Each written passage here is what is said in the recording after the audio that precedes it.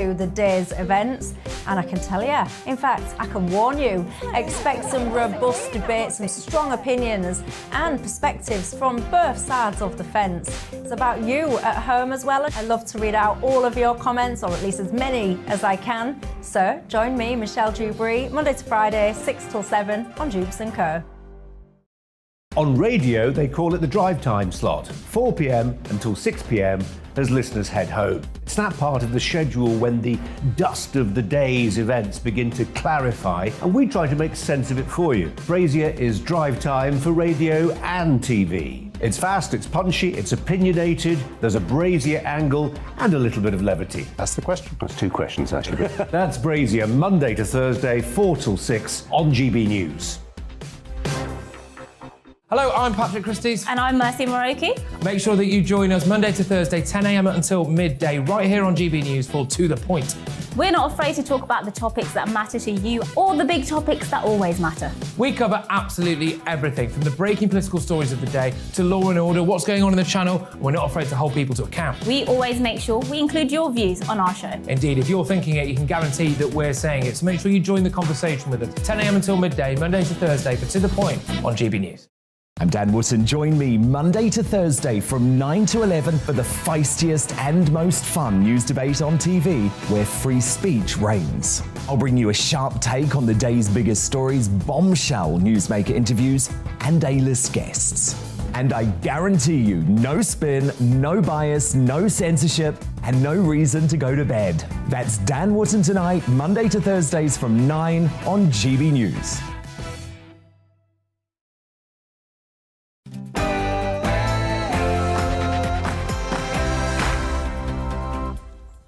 No spin, no bias, no censorship. I'm Dan Wootton tonight. As Boris comes under fire yet again in the Commons, one of his most trusted allies and one of the few cabinet ministers with the courage to speak her mind, Nadine Dorries, goes to war for the PM and reveals what she thinks is truly motivating Partygate in an exclusive interview with me. Any man who is standing in front of the bulwark that is Brexit is Boris Johnson. And if they can remove him, then they know they've got a very strong chance of reversing what's been done. Trust me, you do not want to miss this bombshell sit-down with the Culture Secretary from 10 p.m. tonight. I'll also get my superstar panel's reaction tonight. I'm joined by columnist Emily Carver, esteemed political journalist John Sargent and broadcaster Narinda Kerr. Also coming up, one of the most influential figures from the early days of COVID and the key architect behind England's lockdown, former Health Secretary Matt Hancock, gives evidence in the most important hearing of my lockdown inquiry yet. I'll be asking the questions you've wanted answered for 2 years. Questions you know the MSM never really bothered with. Matt Hancock live with me in the next hour. Amid shocking new warnings of fuel poverty impacting 1 in every 4 Brits this autumn, I call on my digest for the government to scrap green levies for the sake of hard-working families on the edge. That's next. Privacy-conscious Prince Harry has been sounding off again, sharing his concerns on US TV about the Queen, who he abandoned. Making sure that she's, protected and got the right people around her. Goodness me. Is it time for the Duke of Woke to stop selling out the royal family and tell all US TV interviews? Well, royal author Robert Jobson and journalist Ernest Owens duel in the clash at 9:20. Joy at 30,000 feet as American flyers are finally unmuzzled. Wearing masks in all U.S. airports and on board aircraft. Megyn Kelly breaks down this landmark mask ruling by a Trump-appointed judge and, with fears it could soon be overturned, whether it means the world's most liberty-loving country can breathe easy. Megyn, here at 9:30. Why should we listen to Tony Blair's advice that 70% of our kids need to go to university when not even his son agrees? Well, columnist extraordinaire Rod Liddle is uncancelled and weighing in on that a little bit earlier tonight at 9:45.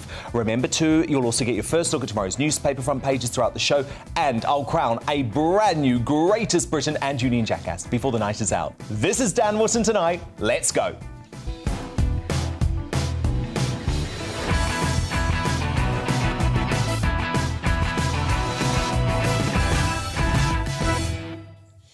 Just one thing first, though, it's a big show of exclusives tonight. The former Health Secretary, Matt Hancock, gives evidence in the lockdown inquiry later.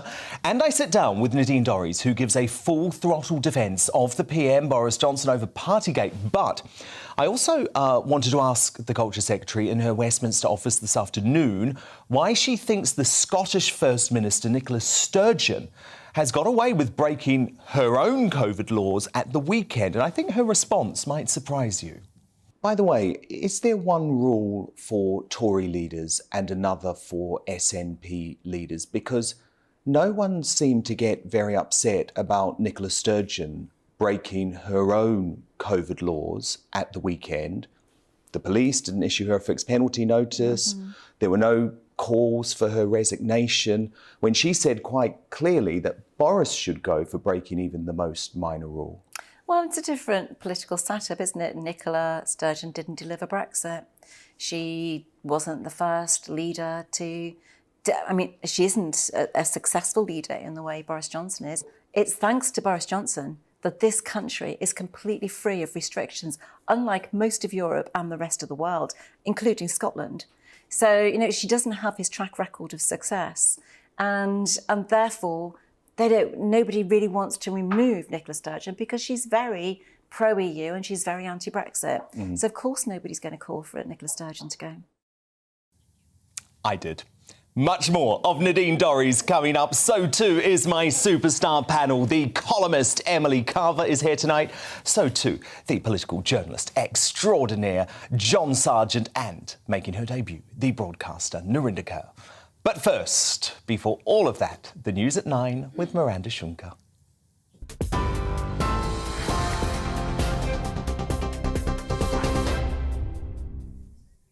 Thanks, Dan. Good evening. The top stories from the GB newsroom.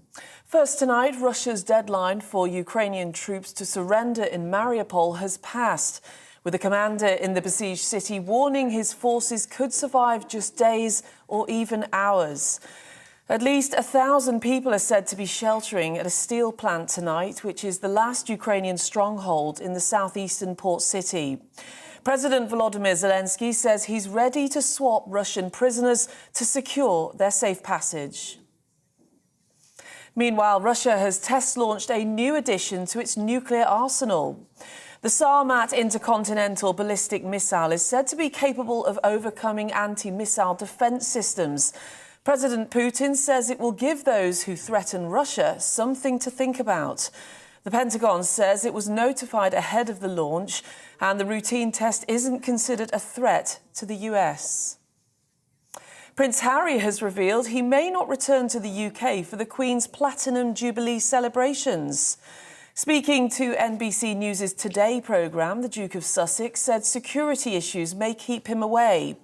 Harry and his wife Meghan met the Queen on their way to the Invictus Games last week. He told the show he wants to make sure the monarch is protected. It's just so nice to see her. You know, she's on great form. She's always got a great sense of humour with me, and I'm just making sure that she's, you know, protected and got the right people around. Well, you make her laugh. That's what she always says.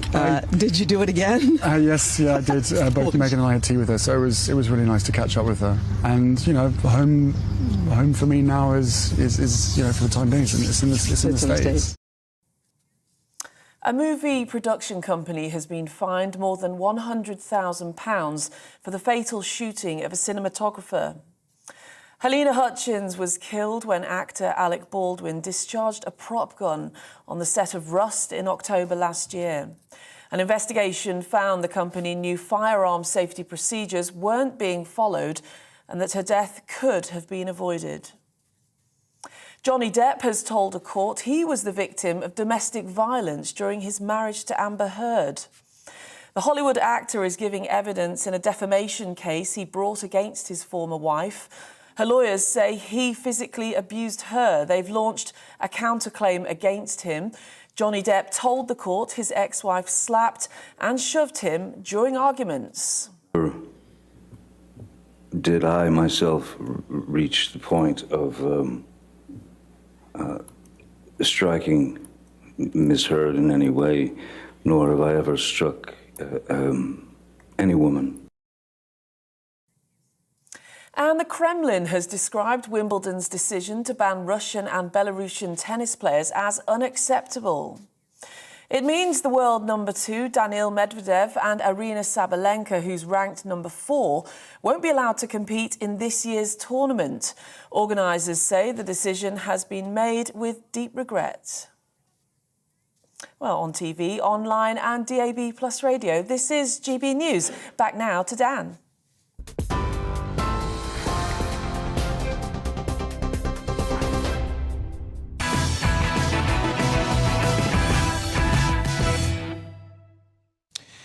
The mainstream media cabal of the BBC, Sky News and ITV News and the left-wing political cabal of Labour, the SNP and the Lib Dems have been telling you all day that the most important story in the world is Partygate. I mean, they've been saying that pretty much since December, right? Without the slightest sense of any perspective. And that means they're missing stories that really matter. Like the shocking warning from energy chiefs that 4 in 10 Brits, amounting to 10 million households, could enter fuel poverty this autumn, with analysts predicting bills are likely to surge another 40% to £2,800 or higher in the fallout from Russia's invasion of Ukraine. Now that's double the price of just a year ago. No wonder E.ON Chief Executive Michael Lewis told MPs that the government's £150 rebate on council tax bills and a £200 loan in October is, in his words, not nearly enough to deal with the forthcoming nightmare. And in a dire warning, Keith Anderson of Scottish Power, well, look at what he had to say.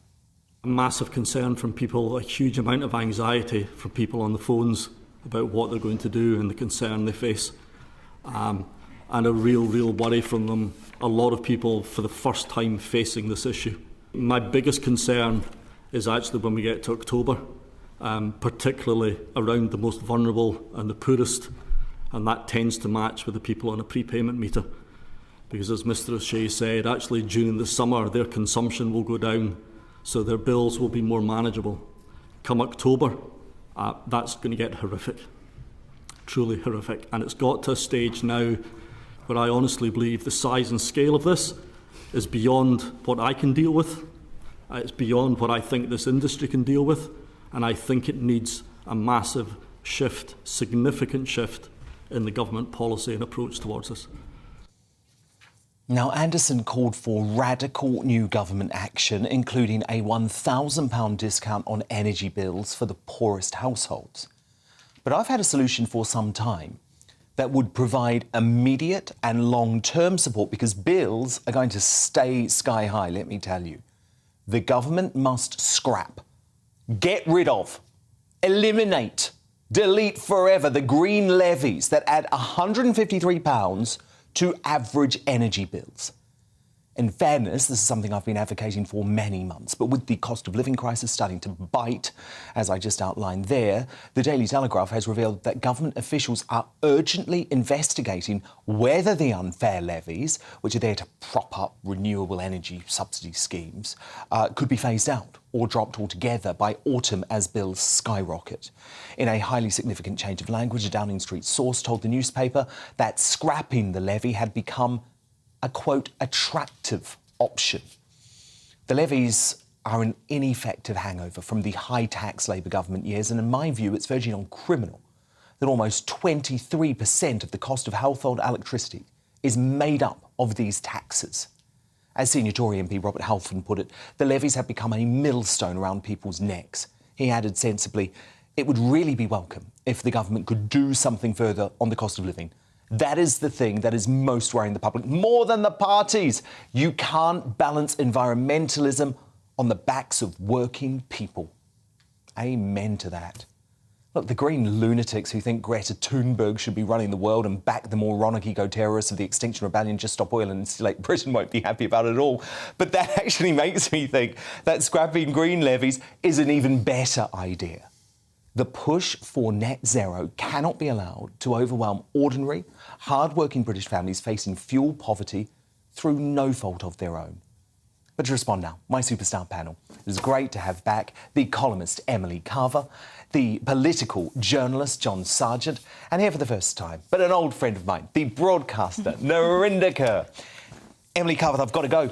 I've got to go. Downing Street has to stop thinking about this. They just have to go. I completely agree. In the short term, they do have to go. That will ease people's expenditure slightly. It will ease those bills a little bit, at least. But the problem is the government have had net zero as their top priority when it comes to energy policy for such a long time. And that, unfortunately, has come at the expense of affordability and also, as we've seen, security of supply. So at the moment, we have a gas supply crisis. It is gas that's going up in price extremely, and that's what is affecting people's bills massively. So for the moment, we're going to have to go cap in hand, as Keir Starmer said, to those regimes that we don't particularly approve of. And we're going to have to start drilling in our own country. I think that's a necessity now. John Sargent, do you have any concerns about scrapping these green levies? I do. No, I think the concern is simply this question of keeping people concentrating on the long-term problem of climate change and how do we cope with that. Now, what you can't do is you can't say to people in November, this is incredibly important, we've got a plan at COP26 and everybody must think about it. And then, oh, by the way, oh, whoops, it's a bit tricky. Let's not think about it at all. So my thought about as far as the green levy is concerned, I think it should go down to zero now and then go back up when fuel prices go down again. So at least you make sure that you've got the prospect of putting people off fossil fuels through the price mechanism. Now, it may sound sort of a pompous way of looking at it, but you've got to keep people concentrating on the idea, not tomorrow, not next week, but in the end, we've all got to think about climate change up until, well, those of us still alive, up until 2050, when we're trying to meet net zero. But if we give it up, if you give up one of these things completely now, people say, oh, thank goodness that's all over. We don't need to bother about climate change. We've got to bother about climate change in the long term. But not when people are struggling. Not when people are struggling. And keep themselves warm. And that's the reality at the moment. Yeah, the reality is people are really struggling. Heating or eating, people are really struggling. And until you're in their shoes, you can't say, well, actually, we should be thinking of the climate. I know we should be thinking of the climate, but people are struggling and they're going to struggle further. But the thing is, Narinder, we are thinking about the climate and we're doing lots of things as a country. And I don't believe the green levies are necessarily even effective. I mean, they were introduced by a Labour government years and years and years ago. Like, where is the proof that these green levies have made any difference over the past decade? I want to see evidence. But I think they will eventually. I think there is evidence, but I do think for now, going back to the question, they do need to be scrapped because people are going to be struggling. There's so much tax on them, and people don't even know, by the way, that they're paying so much on top of their bills for this. And Narinder, where do you stand? I mean, you know what I think, but where do you stand on the folk who I describe as the eco-terrorists, you know, the extremists, the Just Stop Oil people, the Extinction Rebellion, the ones who put them on the road, themselves, stopping cars. Where do you stand on them? I'm a real believer. You know what? I do support people who are passionate about what they believe in, and we need those people because those people are going to save the world. But for now, we need to save people who need heating and food. But I do think there's a place for everyone who is passionate about what they want to believe, and they're going to save the world. But right now, we need to save people and their bills and struggling. I don't think they're going to save anything, Emily Carver, do you? I think the problem is that these... Well, yes, I agree with you. I don't think they're going to save anything. I think a lot of it is narcissism and the belief that they can somehow change the planet by obstructing people going to work. And they're so deluded. I mean, on what planet would you think that it would be helpful for people who are living in fuel poverty to cut off supplies for oil and fuel? I mean, you can just imagine some old woman living in a rural area who's been waiting for her oil supplies, for her old heater or something like that, who hasn't been able to receive it. I mean, it is really cruel and it is narcissistic, and a lot of them are... middle-class toffs, from what I can see, from what I've seen from those kind of interviews. You have to admit they don't have a clue. You have to admit that. These they are think not they're people saviours. who are on the coalface, who are worried about heating their homes. A lot of them are these middle-class champagne socialists who are attention seekers. Oh, we can't say that a lot of them. At least they're fighting for a cause. That's like saying for any cause, whether it be the eco, the racism, anything. That means they're all narcissists because they're fighting for something. At least they are fighting for the economy. I think it depends how you fight for it, though, John, because, I mean, the thing that annoys me, right, is that because of my position on net zero, which is a conservative one, I think we've got to be careful. We don't have to be world leaders here because we're already emitting less than 1% of carbon emissions. Sometimes I'll be accused of somehow being anti the environment. I mean, I'm an environmentalist. I grew up fighting for the environment. I just think we have to do things in a way that doesn't completely destroy the British economy. No, I agree with that. I mean, they're not chiming with public opinion, Extinction Rebellion. They don't realise how much damage they're doing to their cause. If people think, oh, climate change, that's the bit where you glue yourself to some building. Exactly. That's the bit where you tie yourself on the ground going off the... No, it's not to do with that. It's to do with the overall effect of using fossil fuels and greenhouse gases and all those other points. And people won't concentrate on that. They'll say, oh, those are the dreadful people But that that's like the going to fathers work for justice who climbed in Spider-Man outfits and went up, you know... Do you think that helps their cause? But it did because it brought it to everyone's fore. But they weren't harming the working person. You have to do something dramatic, like glue yourself or climb up something. But it got on the news. It got people's attention. We're talking about. You can do something dramatically silly.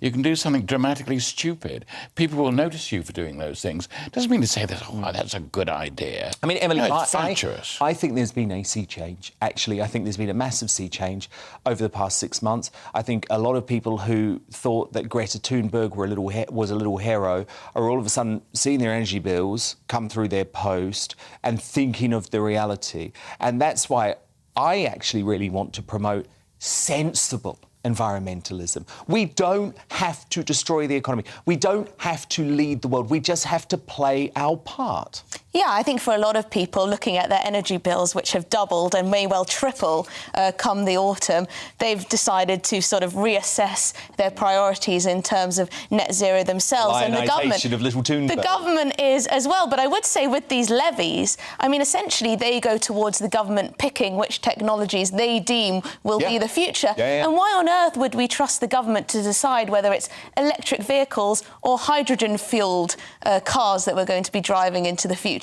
They haven't got a clue. They don't know if it's solar that's the winner or wind power. They don't know. Hold on, Set a carbon tax and leave it to the market. No, they're not saying that. You've got to provide some kind of leadership if you're in government over time. But they've got it wrong time and time again. But that's just an argument. That's not a silly... It's a silly argument. It's an assertion. They've got it all wrong, therefore they'll get this wrong. But they that's tax not a way of us arguing. with the hope that they'll get it right, Emily, and they never do. Emily, look, the arguments that they never do, they won't listen, they're all the same. They're stupid arguments. Try and make it specific. So what is it that you object So, for example, diesel over petrol. All right, let's take an example. Should we move to electric vehicles of one kind or another? Is that good in your eyes or not? Let's say they told us that diesel was more environmentally friendly than petrol. People switched to diesel, then they reverted back on that. They made mistakes in your argument, Emily. They made mistakes in the past. I just think therefore that the market, they'll always make mistakes. I think the market is. I think the market is more efficient at coming up with the best ideas and the solutions to the future. I think the government tries to meddle too much, intervene too much, to electric cars themselves. and I think that they often should just you're saying sit back. They have made some mistakes in the past, therefore they'll for always example, make mistakes. they could set a carbon tax. They could set a carbon tax that would give an indicator to industries that it's time to emit less carbon, and then they could come up with the technologies to come up with. No, the levies are essentially subsidies for the government to then pass on to whichever technologies they believe are the future. I think you need to think a bit more about this. I have thought very much about it. I don't think you have. I have, always. No, well, perhaps you've done too much. I've been learning about it for many years, thank you very much. Maybe you should pull I may back not have your age, but I have been thinking about it for many years. I see. So therefore, you've thought about it for many years. You've thought about it for many years, and therefore you're right. Is that that's? No, I just think I do have a valuable opinion. Well, like you do. You said I was silly. Opinion. No, well, you have been silly about this. Some of your arguments are not very impressive. That's all. Okay. They're not. This is great. Well, I'm loving this already. I'm just sitting back. I'm like, this is like Richard and Judy. What a couple. Brilliant. They're here all night, folks, which is so great because it's just going to get better. Narinder Kaur, John Sargent, Emily Carver. Don't fight in the green room, please. Now, coming up. We're best friends there. Coming up. After a landmark ruling sees masks ditched from planes and public transport, could the land of the free and the home of the brave finally be unmuzzled for good? US superstar journalist and podcaster Megyn Kelly here with all of that news from stateside at 9:30. But up next in the clash, should Prince Harry stop selling out the royal family and tell all US TV interviews? Royal author Robert Jobson and journalist Ernest Owens duke it out over the Duke after the break. And I want your thoughts on this too. Dan at gbnews.uk. Tweet me at gbnews. We've got a poll running there too. Your results coming up.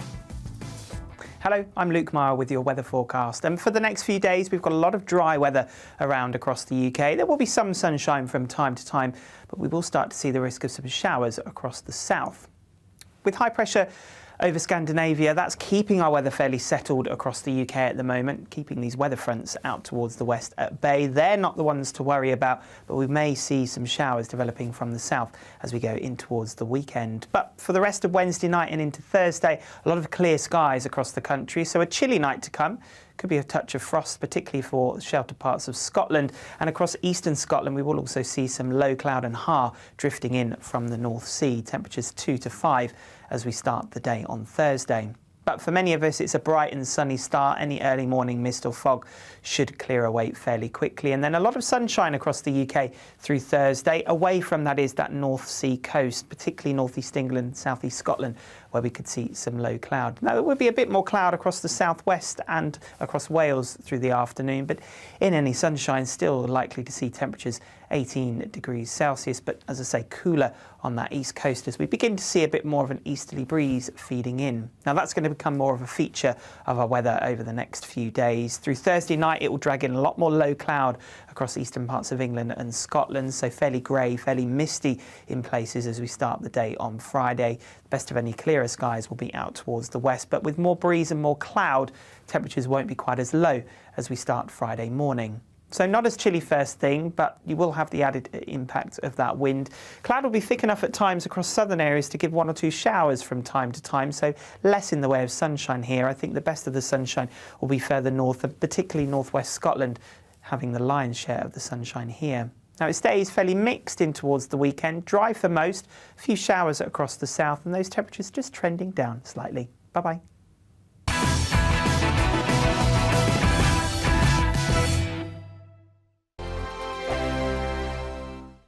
Hello, I'm Michelle Dewberry and you can join me every weekday 6 till 7 on Jubes and Kerr. Me and my panel will get stuck right into the day's events, and I can tell you, in fact, I can warn you, expect some robust debates, some strong opinions and perspectives from both sides of the fence. It's about you at home as well. I love to read out all of your comments, or at least as many as I can. So join me, Michelle Dewberry, Monday to Friday, 6 till 7 on Jubes and Kerr. On radio, they call it the drive time slot, 4 p.m. until 6 p.m. as listeners head home. It's that part of the schedule when the dust of the day's events begin to clarify, and we try to make sense of it for you. Brazier is drive time for radio and TV. It's fast, it's punchy, it's opinionated, there's a Brazier angle and a little bit of levity. That's the question. That's 2 questions, actually. That's Brazier, Monday to Thursday, 4 till 6 on GB News. Hello, I'm Patrick Christie's. And I'm Mercy Moroki. Make sure that you join us Monday to Thursday, 10 a.m. until midday, right here on GB News for To The Point.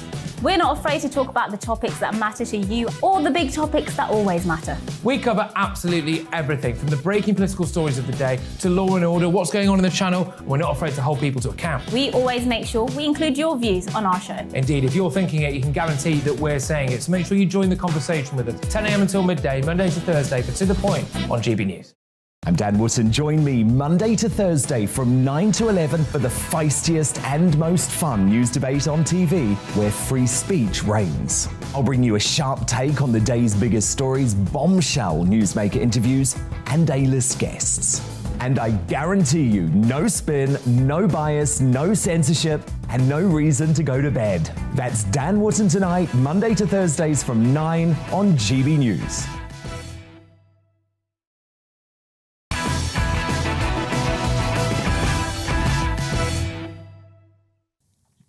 Megyn Kelly and Rod Little on the way, but it's time now for the clash. Prince Harry, well, he's predictably resurfaced today to trash Prince Charles and William with yet another lifeless US TV tell-all.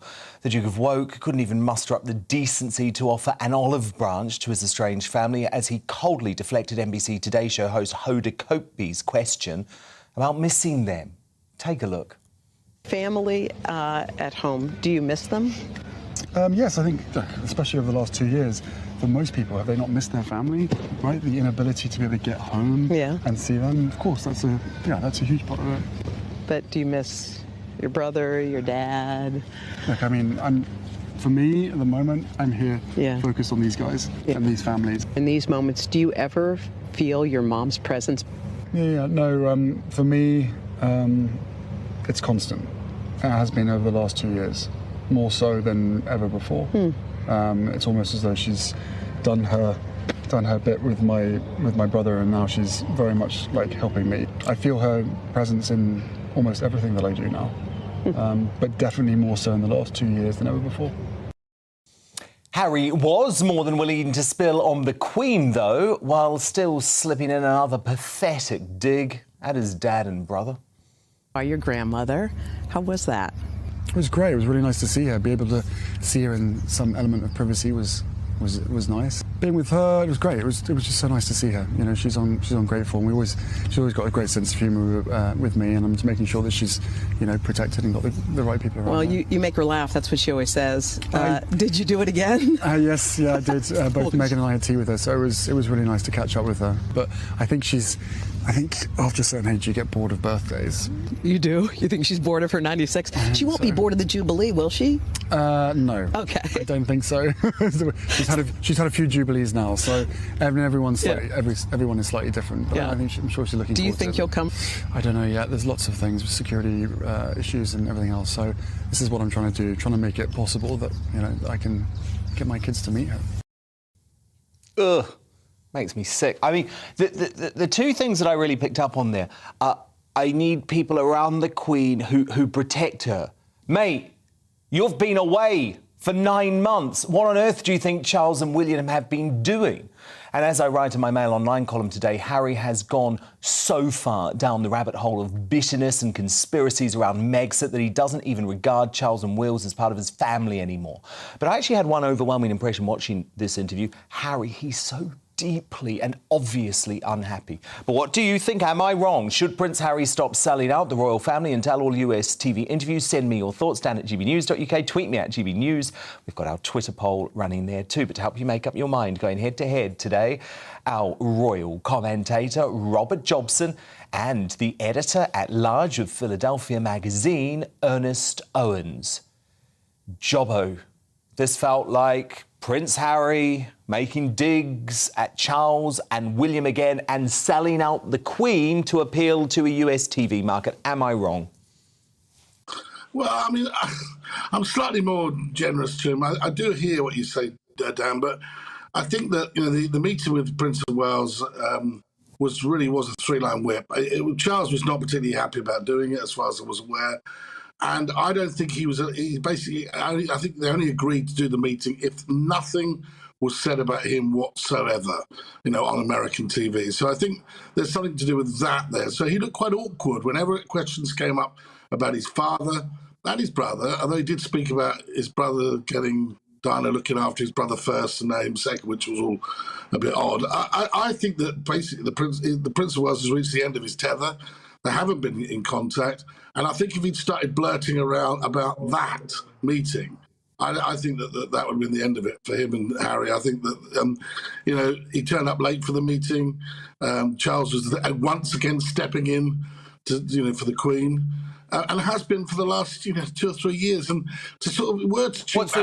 So, Jobber, you're saying that Prince Harry turned up late to the meeting with Prince Charles? He did, yeah.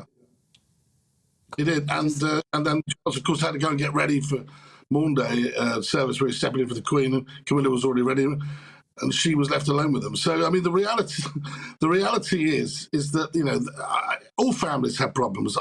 Every family, there's always difficulty, but there's always love.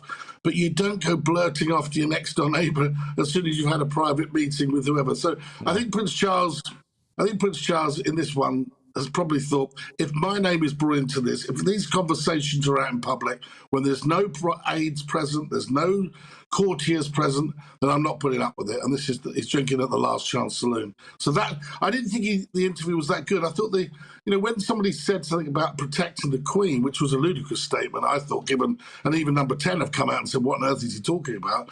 I thought that was the strange thing that the reporter didn't then say, what do you mean? Who from? No, they never pose Prince Harry a tough question, do they? Ernest Owens, why do Americans seem to buy into all of this nonsense from Prince Harry?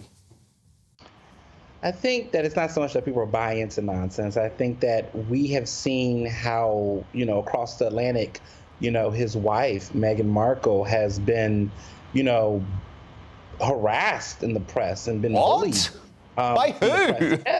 Yes, by the British press. I mean, look, Piers Morgan, for crying out loud, was doing way too much as a bitter, old, grumpy man who was so mad that she wouldn't follow and pursue him. And he attacked her to the point where he's no longer where he's at. And there's been a lot of nasty tabloids in the same way that almost mirrors some of the things that Princess Diana had experienced. And so I think there's always this sympathy for, those who feel like they're outsiders of the royal family in this situation.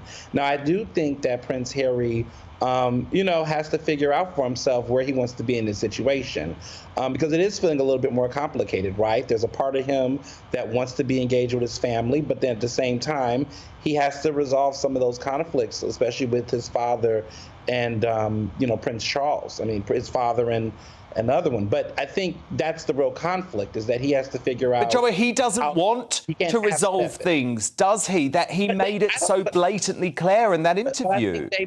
I think that the way that Americans see it is that they pushed them out to a certain extent. Okay, well, it's just not true. Ernest, that is just not true. That is the narrative. That is alleged. You can't deny some of the things that was being implied. OK, Ernest, I hear you. I just want to bring Jobbo in, because Robert Jobson, I can understand Ernest saying that's what Americans think, but it's not true. They were welcomed with open arms to this country. That's not how they describe it, and that's not how the press described it. Those articles and those tabloids, the nasty media, the racist undertones of some of rubbish. Stuff. I wrote a lot of those articles. Jobbo wrote a lot of those articles. What was racist, Ernest? What was racist? You think that the way that they slammed Meghan in the press, the way that they target her, the comment about baby specific, Ernest, because they didn't. I mean, I was there. You're just spreading misinformation, Ernest. But Ernest, let Jobbo respond. We'll come back to you, Ernest. Let Jobbo respond. Okay. Well, I think, to be honest, if you're going to make claims like that, you've got to be specific. And I was around at the time. I promise you that the British press were delighted to have a new couple, Meghan, a young actress, alongside Harry. I went on all those trips, and I can promise you that may be a narrative that's been spun by the very expensive media people since. But I promise you the British press were not anti-Meghan at all. They were very, very, very positive. Yeah, there may have been a few columnists, you get them everywhere. Don't tell me there's no bitchy columnists in America, because I just don't believe you. The fact is, they were welcomed with open arms, and they were really supported. They wanted a different agenda. They paid very expensive PR people to spin a narrative. But basically, Ernest, they wanted their cake and eat it. They wanted to make lots of money. That's what they wanted to do. And they've spun a narrative. They've gone over to America. And at the moment... Yeah. And Ernest, what you have done, and I think it's irresponsible, Ernest, is you have just brought race into it without being able to provide any evidence whatsoever. You are overriding what has been said. Meghan Markle said that there was a question about her child's race, and that was part of one of the issues. Not by the British press, there wasn't, and that's who you accused of racism. It was not by the press, by the family. But there's two things happening. You all listen. The thing is, you don't want to believe them. You want to create a conspiracy theory about the family and the press. She has claimed that she felt... Okay, so you've just given an example involving the royal family. What example do you have that there was any racism in the British press towards Meghan? You talk about the press? Yes. Meghan Markle herself felt like she was targeted disproportionately based on her race. She is talking from her lived experience, and you don't believe her. And that's fine. No, I don't believe it because I was there. A woman of color was We were there. You're talking rubbish. You're talking baloney. And I'm going to call it out, Ernest, because you don't have the evidence. Show me the receipts, Ernest. The receipts are there. Piers Morgan, his comments, the way that he was. What comments? Like, are we going to act like that? Okay, so we're going to act like Piers Morgan and the things he has said about Meghan was not at all shady. We're going to just act like he doesn't like her. That doesn't mean he's racist. Can a white man not have an issue with a black woman without it being racism? Of making racially insensitive comments about Meghan Markle and others throughout. People know that across. If you don't read it that way, it's fine. But people, listen. If you Google Piers Morgan, race, or racist. There are tons of articles that come out about how people viewed the way that he was talking on the about. show that day. He never made a single racist comment. The reason that was about he said he didn't believe her. You don't get to say that. You don't get to dismiss how she felt and what she has said on record. Well, no, I'm talking about what you have said tonight, Ernest. You have said that there was racism in the British press. You've produced not one example. You've produced not one receipt. You've just said Piers Morgan. You're mad, and that's okay. But the reality is that you have to believe. I'm mad. Have to believe there's something going on. No. You would rather believe there's a massive conspiracy that's being done by Prince Harry and Meghan. All you do is just out-talking everyone and not letting anybody else have a point of view. And ignore all of the issues around the royal family. Well, look, Ernest, Jobbo and I were here. We were covering the story. We were in the country on the day when the entire nation stopped to welcome Meghan with open arms. You want to buy into a narrative, that's fine. But come back, Ernest. Come back to me with some specific examples. Because you won't find them. You won't find them, let me tell you. But look, I've got to wrap that up. That was the top royal biographer, Robert Johnson. Not a thing. We're going to act like her bringing it up to Oprah was not a thing. Oh, believe me, I can prove to you that virtually every statement she made in the Oprah interview was peddling disinformation, was completely factually incorrect. And I can show you the receipts of that, Ernest. But if you want to come back and show me the examples of the racism that you say was throughout the British press, that's fine. But you're accusing Robert Jobson and I of being racist by doing that, so just be very careful. Is Meghan Markle lying about racism in the royal family? Well, she hasn't named the person of the family who she claims made the comment. Are you saying that she's lying? It's a real question. Is she lying? You think she's lying? I think based on her track record, Meghan Markle is a proven liar, so it's possible. The whole royal family. She said one person had made a comment that she said one person. Hang on, you let me finish. Still, You've never stopped speaking. You know, all you do is talk over. There's no racism well, look, we're going to end this now, but Ernest, feel free to bring me the receipts. Robert Jobson, thank you so much. And editor-at-large of Philadelphia Magazine, Ernest Sons, you're going to have to keep talking beyond amongst yourselves now. But who do you agree with? Well, Martin on Twitter says Harry and Meghan should stay in California and let the royals do what they're good at, unlike him, who would sell his soul for a quick buck. From Marion, maybe the prince has something important to say. Who knows why he really left? And Kane says Harry and Meghan visit the Queen. He then talks about it in an interview and says he wanted to make sure she was protected. Protected from what? A Dalek? A bee? A wrongly made scone? They have no right to talk about the Queen after the deluded allegations they've made and actions they've taken. Your verdict is now in. Wow, 95% of you agree that Harry should stop selling out the royals in US TV interviews. Just 5% of you want him to keep on talking. Coming up, why should we listen to Tony Blair's advice that 70% of our kids need to go to university when not even his son agrees? Columnist extraordinaire Rod Liddell uncancelled soon. But next, as a Trump-appointed judge removes mask mandates from US flights, is the land of the free finally unmuzzled for good? Superstar journalist Megyn Kelly beams in from across the Atlantic next.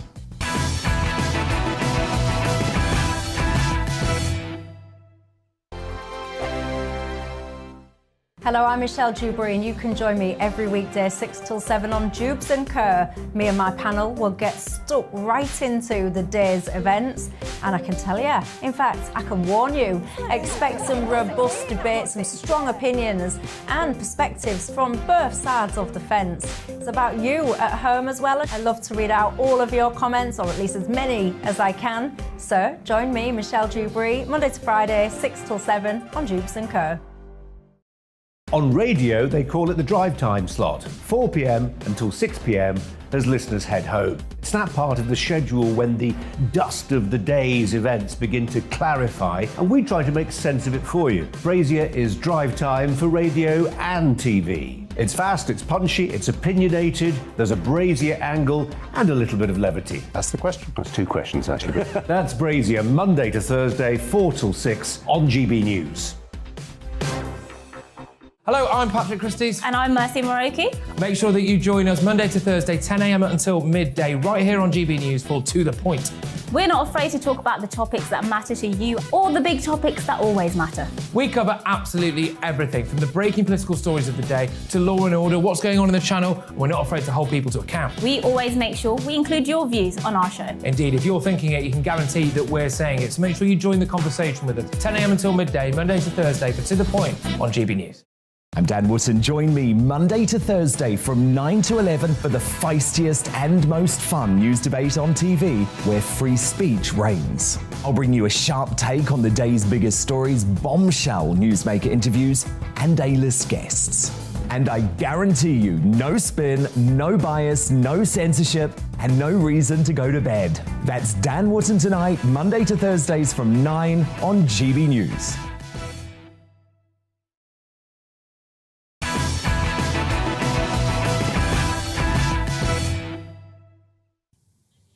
The lockdown inquiry with Matt Hancock is on the way. So earlier tonight, it's time for Rod Liddle in Uncancelled.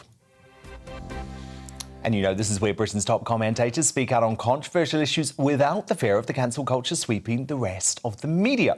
And just when you thought you'd got rid of him, Tony Blair pops up again with another public declaration to irk the nation. After his election in 1997, the former Labour PM successfully campaigned to get 50% of our youngsters to university. Without a thought for the quality of education they would receive or the useless degrees they could end up with. Ask me my three main priorities for government, and I tell you, education, education, and education. Now Blair is demanding 70% of our young people go to university in a bid to tackle our productivity crisis, forgetting all about those pesky tuition fees he introduced. But even his own son, Ewan, disagrees. The 38-year-old is making a tidy £160 million from an education startup that rubbishes university and promotes apprenticeships instead. By the way, we have a very similar system in the UK, and people for decades have been relying on university to produce all of this talent. One of the ways you change it is the kind of employers you get involved in it. That's a big opportunity for a lot of people, and they see that actually you don't need to rely on an academic system in order to get there. So, Rod, I have a feeling I know the answer to this, but who are you backing? Tony Blair or his son?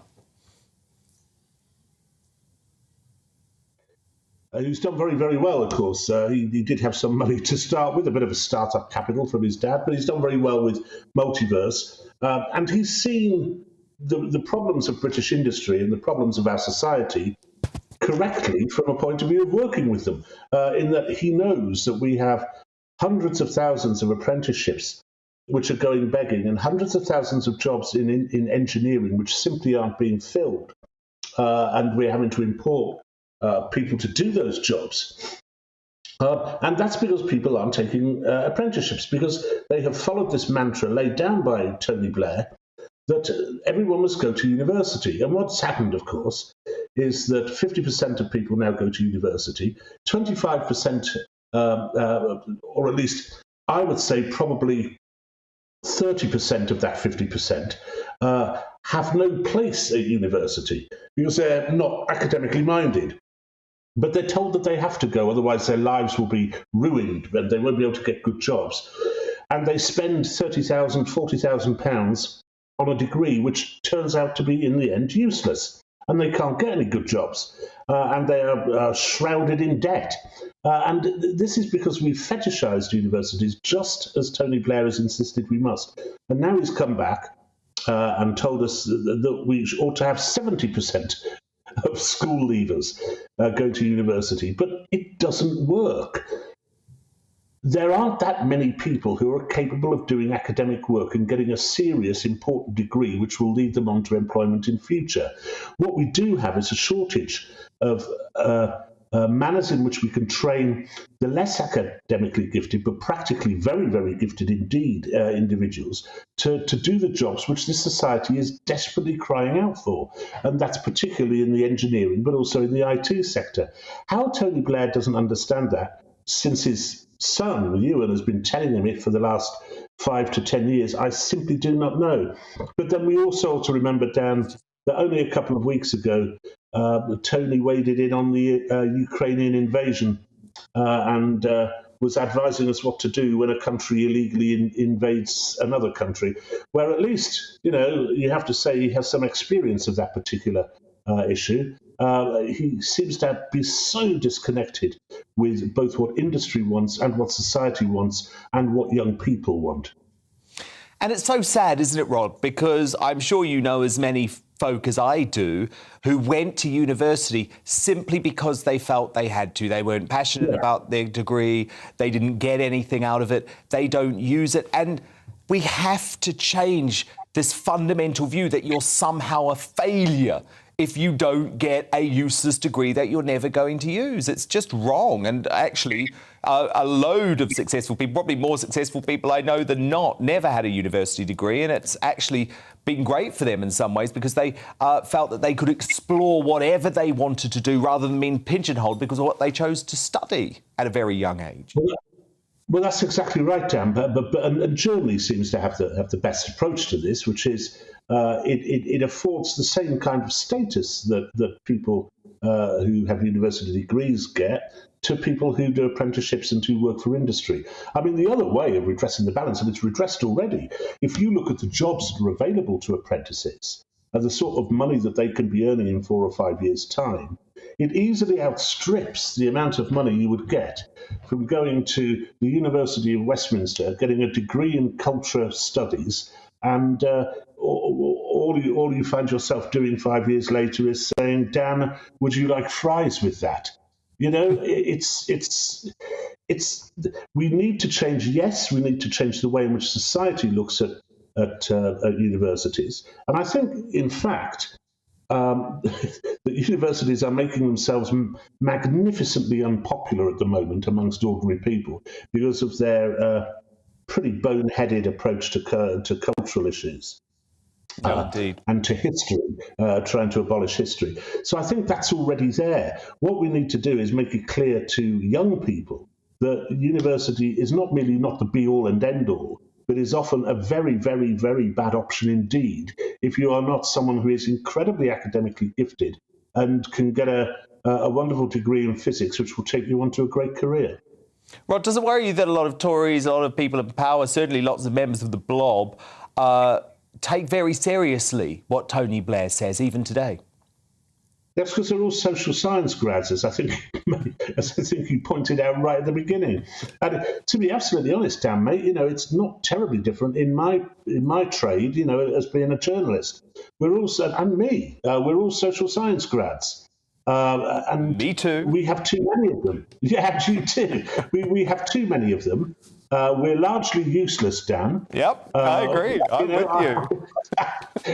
I would much rather, if I'd had my time over again, I'd have done chemistry. I would have done something which might be of some use to mankind, rather than kind of propaganda or resentment studies, which seems to be the main degrees which you can get these days. We've too many social science graduates and not enough science trained people to do the kind of jobs we need.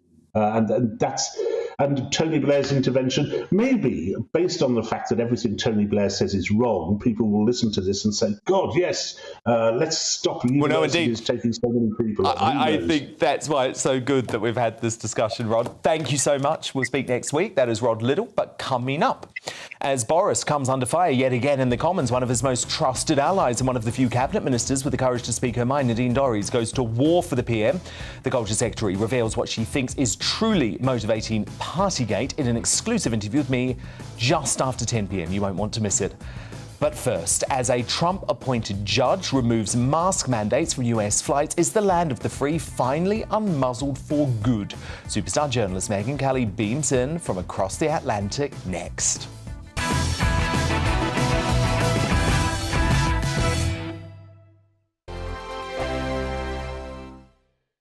Hello, I'm Michelle Dewberry, and you can join me every weekday 6 till 7 on Jubes and Kerr. Me and my panel will get stuck right into the day's events, and I can tell you, in fact, I can warn you, expect some robust debates, some strong opinions and perspectives from both sides of the fence. It's about you at home as well. I love to read out all of your comments, or at least as many as I can. So join me, Michelle Dewberry, Monday to Friday, 6 till 7 on Jubes and Kerr.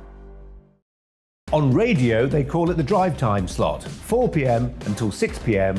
as listeners head home. It's that part of the schedule when the dust of the day's events begin to clarify, and we try to make sense of it for you. Brazier is drive time for radio and TV. It's fast, it's punchy, it's opinionated, there's a Brazier angle and a little bit of levity. That's the question. That's two questions, actually. That's Brazier, Monday to Thursday, 4 till 6 on GB News.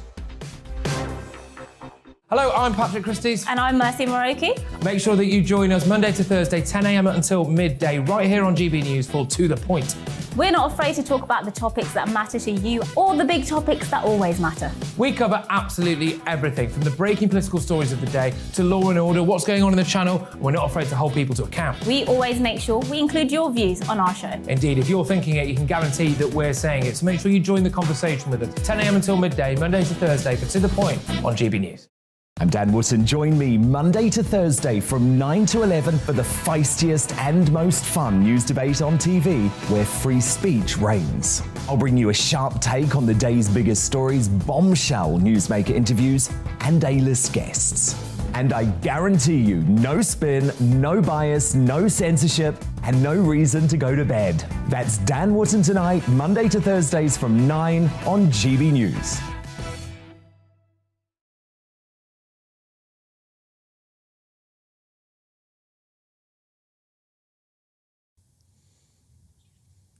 My exclusive sit down with Nadine Dorries and Matt Hancock in the lockdown inquiry, both coming up.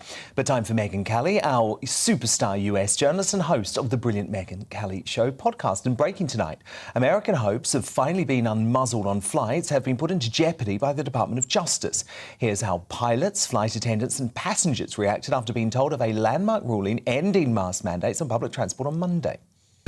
Hey everyone, just landed in San Diego and got some great news. It has been confirmed that a federal judge overturned the continuation of the mask mandate, so you can take those masks off in the airport and on the planes.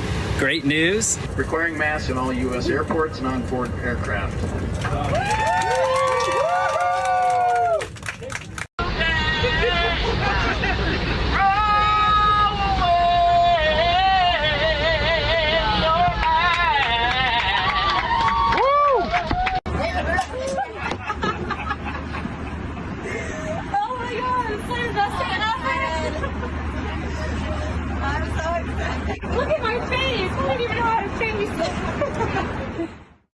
Oh my goodness, I feel the jubilation. This was all thanks to District Judge Catherine Kimball Mazzell, who was appointed by Donald Trump actually during his presidency. She acted after saying the Centers for Disease Control and Prevention had overstepped its remit. The TSA, which manages passengers at airports, said they won't challenge Mazzell's ruling. However, the DOJ has since started to prepare its appeal based on the advice of the CDC. So, Megyn, my goodness, this is one for you because it is one of those big legal battles. But surely there's no turning back the clock on this. It feels like Americans are finally unmuzzled and they ain't going back. Yeah, there is no turning back the clock. And you have to feel for the flight attendants and those on board these aircraft who have effectively been deputized. They've been deputized by the CDC without their consent. Normally, this would all fall under a state's aegis, and only a state is in control of the police power. And yet here, the CDC, without allowing any public input whatsoever, made flight attendants its police officers in enforcing a mandate this judge says it had no business passing. And I've read the entire opinion. I would venture to say I'm the only journalist in America reporting on this who has. It's 60 pages long. I read the whole thing, and it's very well founded. It basically says this, Dan, that number one, the government, the CDC can't do anything on its own. Congress has to empower it. So they looked at the attempt to empower the CDC to do this, and basically the statute that they used previously, the most radical thing that it had allowed the CDC to do was to ban the import of small turtles due to a risk of salmonella. The CDC went from doing that. It's been in existence, this statute, since 1944. That's the most radical thing it had ever used it to do. They went from that to this, saying everyone has to wear a mask on a flight, everyone over the age of 2, and that these flight attendants had to help the CDC in being the policemen of the skies. It was absurd. And they said the reason you can do it is because you have the power to maintain sanitation on an airplane, sanitation. And when the court said, what does that mean? The CDC argued it means anything necessary to impede the spread of disease. The court said that is breathtaking in its scope. You don't have that kind of power, CDC. You need to have that delegated specifically and with detail from the U.S. Congress if you want to turn to the American people and say, you get to do anything that falls under that banner. So they said no. Then they looked and said, even if you did have the proper authority, what you did cannot have been arbitrary or capricious. Oh, and by the way, you have to offer the public a 30-day comment period on your proposed rule. Mm-hmm. Well, they skipped the 30-day comment period saying it's an emergency. Well, you have to justify what is the emergency. Explain it. They said, well, given the public health emergency of COVID. Well, that's not an explanation. That's just restating that there's an emergency. And there's not an emergency. This thing was passed almost a year into the pandemic, 13 months after a public health emergency had been declared by the HHS secretary. It was 13 months later that finally Joe Biden decided, we need a mask mandate on planes. You could have gone another 30 days. There was no reason to say the public can't comment. They didn't want people coming in and saying, this is unfair. You're pushing us to potentially go to jail. This thing has criminal penalties if you don't comply, not to mention fines. You can go to jail pursuant to this thing, and you can't do that as an agency without allowing the public to weigh in, which they didn't because they knew what they would get. They would be overwhelmed with negative comments asking for proof that these things work. Now on to why they found it to be arbitrary. They said, the CDC said universal masking works. It works in stopping the spread of disease. And the court said, okay, but what you're insisting on in these flights is not universal masking. If you're under 2, you don't have to wear a mask. If you have a certain disability like asthma, you don't have to wear a mask. And the court pointed out, if you're eating, if you're drinking, or if you say you're out of breath due to some condition, you don't have to wear a mask. That's not universal masking. No. It's totally arbitrary. And we the whole know thing was a lie. These rules were ludicrous. I am so delighted that the US is finally away from this, and my goodness, I hope the decision holds. Megyn Kelly, thank you so much. Star US journalist, host of the brilliant Megyn Kelly Show, which you can find on Sirius XM, FM, YouTube, and as a podcast. Megyn, see you next week.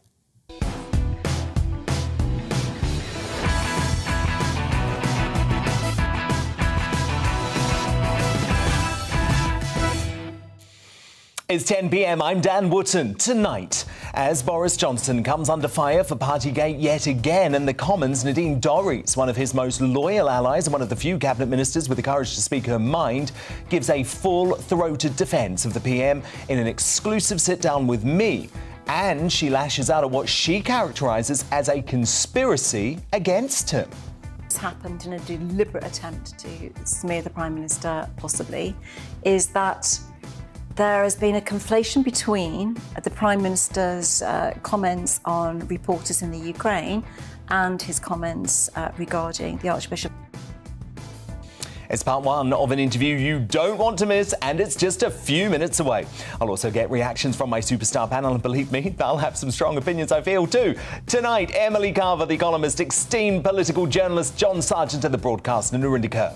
Then it's the moment you've been waiting 2 years for. Former Health Secretary Matt Hancock, the key architect of the English lockdown, gives evidence to my lockdown inquiry. Make no mistake, I'll be covering all the topics the mainstream media refused to touch during the pandemic and beyond. That exchange, which I'm hoping will be as fascinating as it is important, coming up in just 20 minutes. Has Jeremy Corbyn completely lost it by calling for NATO to be disbanded? And is it fair for Russian and Belarusian players to be banned from Wimbledon? We'll look at both those stories as I crown today's greatest Briton and Union Jackass at 10:50. And don't forget, we'll have the front pages as they come in too. First though, the news with Miranda Shunker.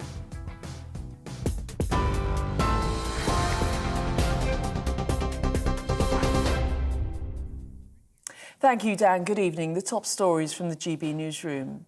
First tonight, Russia's deadline for Ukrainian troops to surrender in Mariupol has passed, with a commander in the besieged city warning his forces could survive just days or even hours. At least 1,000 people are said to be sheltering at a steel plant tonight, which is the last Ukrainian stronghold in the southeast port city. President Volodymyr Zelensky says he's ready to swap Russian prisoners to secure their safe passage. Meanwhile, Russia has test-launched a new addition to its nuclear arsenal. The Sarmat intercontinental ballistic missile is said to be capable of overcoming anti-missile defense systems. President Putin says it will give those who threaten Russia something to think about. The Pentagon says it was notified ahead of the launch, and the routine test isn't considered a threat to the US. Police have launched a murder inquiry after 3 people were found dead in a Buckinghamshire village. Officers say it was a targeted attack at the property after finding the bodies of a man and a woman in their 60s and a man in his 50s in Bourne End. Thames Valley Police say the deceased were known to each other and they're not looking for anyone else in connection with the incident. Alec Baldwin's lawyers claim an investigation into the fatal shooting on the set of the movie Rust exonerates him. Halyna Hutchins was killed when a prop gun the actor was holding discharged in October last year. Mr. Baldwin's legal team say he's grateful an investigation found the production company to be at fault for showing indifference to firearms safety. They've been fined more than £100,000. Johnny Depp has told a US court he was the victim of domestic violence during his marriage to Amber Heard. The Hollywood actor is giving evidence in a defamation case he brought against his former wife. Her lawyers say he physically abused her. They've launched a counterclaim against him. Johnny Depp told the court his ex-wife slapped and shoved him during arguments. Did I myself reach the point of striking Miss Heard in any way, nor have I ever struck any woman. And the Kremlin has described Wimbledon's decision to ban Russian and Belarusian tennis players as unacceptable. It means the world number 2, Daniil Medvedev, and Arina Sabalenka, who's ranked number 4, won't be allowed to compete in this year's tournament. Organisers say the decision has been made with deep regret. Well, on TV, online and DAB+ radio, this is GB News. Now it's back to Dan.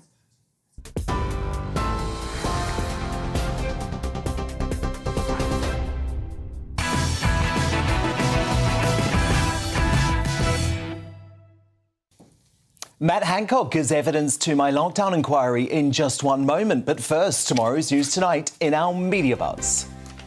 Just the one front page at the moment, covering the story that we discussed in a very feisty clash earlier.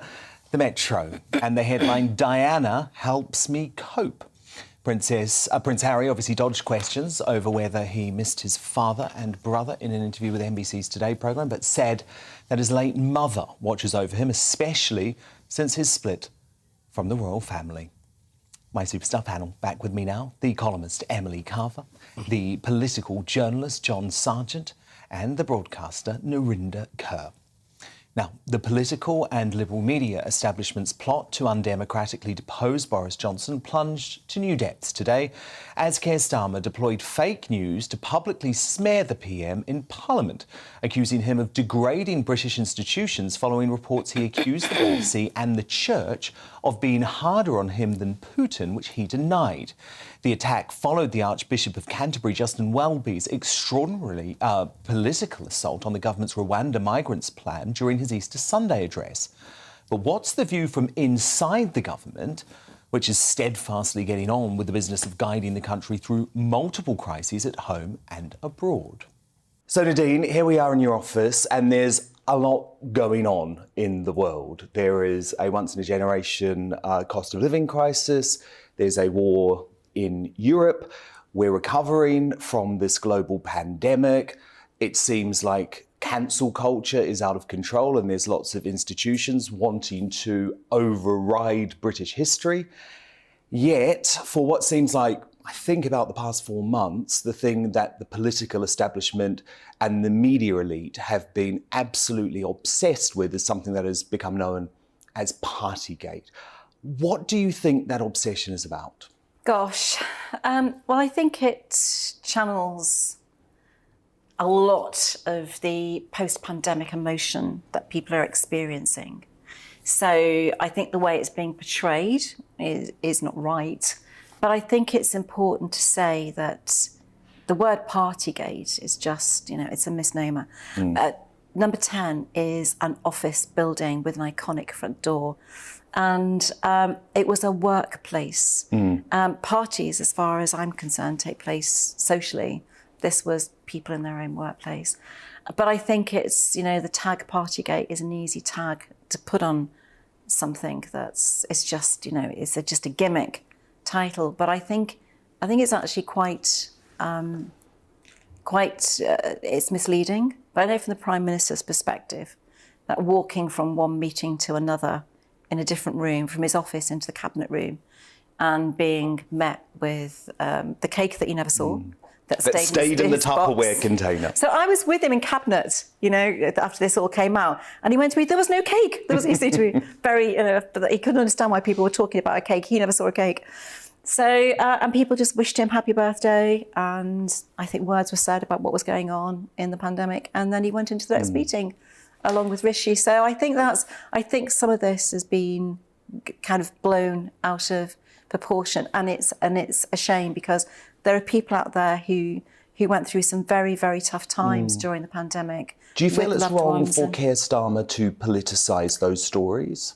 I actually do. I met with many, many people during my 2 years in health, both people who worked in the NHS, who'd lost their own loved ones, and people who'd been through very difficult times. And I think it's wrong to use those very raw emotions and those experiences that people have been through to distort something that they know has happened politically in Number 10. To make those comparisons is wrong. There's a lot of lack of perspective, isn't there? And it feels like now there is a campaign to subvert democracy and subvert the democratic process. I mean, we have local elections coming up on the 5th of May. That is an opportunity for people to go to the ballot box and say what they think. But to me, it feels like parts of the media, a lot of the media for a long time have essentially been campaigning to try and remove Boris Johnson as Prime Minister, partly because of the Brexit vote. Of course they have. And it's not just the Brexit vote. There are a large number of people very active out there. And I understand, many people who are not involved in Westminster or politics will think, well, Brexit's done now, let's move on. That's not what is happening in Westminster. There are people in Westminster desperately, including, just commentators and many individuals and organisations who are desperate to make sure that the Prime Minister is removed before the next election, because they feel that this is their last desperate chance to reverse some of what's happened with Brexit. They won't have a vote to reverse Brexit, but what it'll be, death of Brexit by 1,000 cuts. They will change the narrative. Suddenly it will be, well, it's better to go along with the German way of doing this. And it will be too difficult not to concede to what the French are asking for. It will be a different undoing of Brexit, but they're determined to make that happen. And the only way they can make that happen, the only man who is standing in front of the bulwark that is Brexit is Boris Johnson. And if they can remove him, then they know they've got a very strong chance of reversing what's been done. If he goes into the next election and he wins the next election, then they know it's game over. But they are desperately determined. And I hope people can see that. I hope people can see how determined they are to remove the Prime Minister before the next election. Can I just clarify this piece of what Boris claimed was fake news today in PMQs? Did he make any comments about the BBC and the Church of England in regards to Putin at the meeting last night? So I think, again, what has happened in a deliberate attempt to smear the Prime Minister, possibly, is that there has been a conflation between the Prime Minister's comments on reporters in the Ukraine and his comments regarding the Archbishop. I don't know what has been said, but there is absolutely no way that the Prime Minister has criticised any journalist or any news organisation in terms of their coverage of Ukraine. So this was about Justin Welby and his comments about Rwanda. That's what the Prime Minister was referring to. Welby's comments about Rwanda, what are his alternatives? 27 people died crossing the Channel last year, including children. We've all seen the horrible photographs, the little boy lying dead on a beach. What is his alternative? And I'm afraid I think Justin Welby was very wrong in his Easter Sunday service to use that platform to make a political attack against the elected government of the day and the Prime Minister. If he'd stood on that platform and said, this is what I think the government should do, but to say it was ungodly and to use that platform to attack the government was just wrong. Powerful stuff, and we'll have more of that exclusive sit-down with Nadine Dorries tomorrow night, where she speaks for the first time about her decision to privatise Channel 4. Let me turn to my superstar panel. Emily Carver, a deliberate attempt to smear the PM and undermine Brexit, Nadine Dorries says. I agree, do you? I do to an extent. I mean, you've got to take what Nadine Dorries says with a pinch of salt, because we all know she's a massive Boris loyalist. But I think I'm not the only one who's noticed that it is those people who were Remainers and who have always been had a visceral dislike of Boris Johnson, who have been the most angry and the most keen to keep this story running. I mean, I don't think anyone can deny that. It's obvious. What do you mean, deny that? It's not. It's people who are upset that their loved ones died and they couldn't see them. No, I completely... That doesn't make them Remainers. That makes them upset. I completely understand that. But this Partygate was reported, and Tom Harwood has done some excellent work on this, your presenter and political correspondent. This cake incident was reported in the Times at the time. No one even raised an eyebrow. Yes, they did. No, at the time, yes, they did. At People were June very 2020, no one even recognised this as an incident. Nadine says, look, Keir Starmer is actually politicising the grief of relatives who lost loved ones. And he should do that, because thousands of people lost loved ones and they didn't get to see them. My own friend lost her father this day, and she tried to get down the doors and she was thrown out the hospital. Lots of people suffered. It's heartbreaking to lose your... But where was he saying that shouldn't have happened? No one should die alone. How was that allowed? But where was no one should die alone. But where was Keir Starmer and at that point? yourself are saying that it's because they're Remainers. I don't think that's got anything to do with it. Keir Starmer... People are heartbroken. Keir Starmer at that point was campaigning for tougher rules. Should do. He's playing his ace card, and he should. Of course he should be pointing that out. John Sargent, what did you think of what Nadine Dorries said? No, I mean, I agree. You see, Narendra does put the point across that people did feel very strongly about it. The opinion polls showed that a lot of people were very upset about it. So much so that Boris Johnson himself said he was in the wrong. So you can't have it both ways. You can't say, oh, well, it wouldn't have happened. Boris Johnson knows perfectly well that he shouldn't have done what he did do. He's apologised for it countless times. The real question, it strikes me, is what should happen now? And that is an entirely different question. I think the real question is who would go to a party with no cake? I know. Can I just for the moment, shall we go through the whole cake argument and about how people are so upset? But it's much more interesting to say, what is the position we're in now? And the question now facing Tory MPs, because they're the ones who can decide, not the public at large, not the opinion polls, not the media, the dreaded media that Nadine's going on about. No, it's decided by Tory MPs, and they've got to consider who would they put in his place. Exactly. There's no... And by the way, John, on the plane to India tonight, I'm hearing Boris Johnson has pledged to reporters that he will fight the next election as Tory. Oh, wow. So he's making it quite clear, all right, find someone, there's no Heseltine figure, there's nobody they can agree on.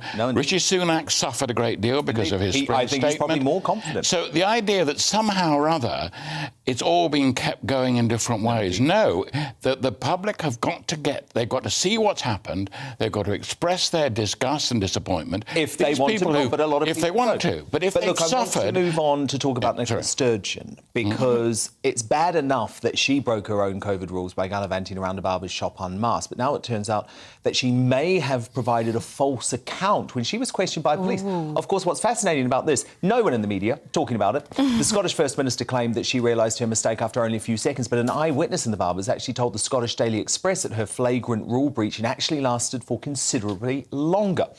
Well, Scheming Sturgeon faced a more rigorous grilling on Loose Women today. One of my superstar panellists here, Carol McGiffin, she's brilliant, was truly let loose as she took the First Minister to task over her rank hypocrisy. Your misdemeanour or breaking your rules, your laws, than Boris breaking his rules and his laws. And he has actually stood up in Parliament and made a big apology. I mean, you've made an apology sort of, and you're claiming it was a mistake. It's not sort of. Maybe he made a mistake. See, people can make their own judgment about that. I don't think these things are equivalent. But are you going to offer your resignation? Because you were really, really firm on Boris resigning over this, and you put it on Twitter, you know, it's out there, it's public. But what about misleading the people, though? I mean, you might be misleading Parliament now and again, but with all the rules and regulations, some of the things that have actually been proven to be not justified or not necessary. Go McGiff. If only the Scottish media questioned Sturgeon like that, we might have a bit more of a fair fight in Scotland. Narinder Kaur, John Sargent, Emily Carver, my superstar panel, do stand by. They will return before the end of the show. But coming up, has Jeremy Corbyn completely lost it by calling for NATO to be disbanded? Well, he's in the running for today's Greatest Britain and Union Jackass coming up before the end of the show. But first, the interview I know many of you have waited 2 years for. Former Health Secretary Matt Hancock is here answering the questions you've desperately wanted to know the answers to as he gives evidence in my lockdown inquiry. My live interview with him just a few moments away.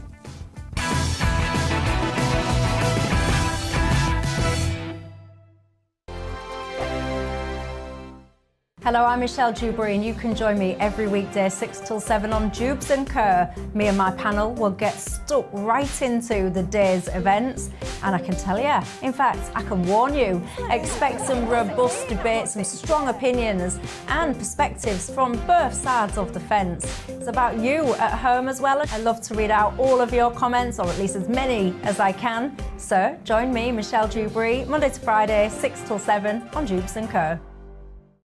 On radio, they call it the drive time slot, 4 p.m. until 6 p.m. as listeners head home. It's that part of the schedule when the dust of the day's events begin to clarify, and we try to make sense of it for you. Brazier is drive time for radio and TV. It's fast, it's punchy, it's opinionated, there's a Brazier angle and a little bit of levity. That's the question. That's two questions, actually. That's Brazier, Monday to Thursday, 4 till 6 on GB News. Hello, I'm Patrick Christie's. And I'm Mercy Moroki. Make sure that you join us Monday to Thursday, 10 a.m. until midday, right here on GB News for To The Point. We're not afraid to talk about the topics that matter to you or the big topics that always matter. We cover absolutely everything, from the breaking political stories of the day to law and order, what's going on in the channel. We're not afraid to hold people to account. We always make sure we include your views on our show. Indeed, if you're thinking it, you can guarantee that we're saying it. So make sure you join the conversation with us 10 a.m. until midday, Monday to Thursday, for To The Point on GB News.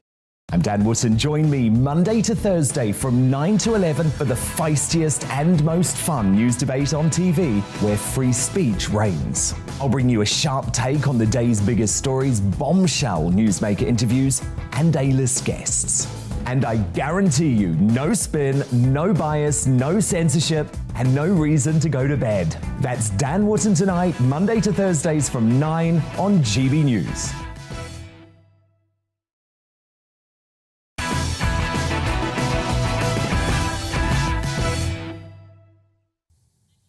Former Secretary of State for Health and Social Care, Matt Hancock, is the next to give evidence to our lockdown inquiry.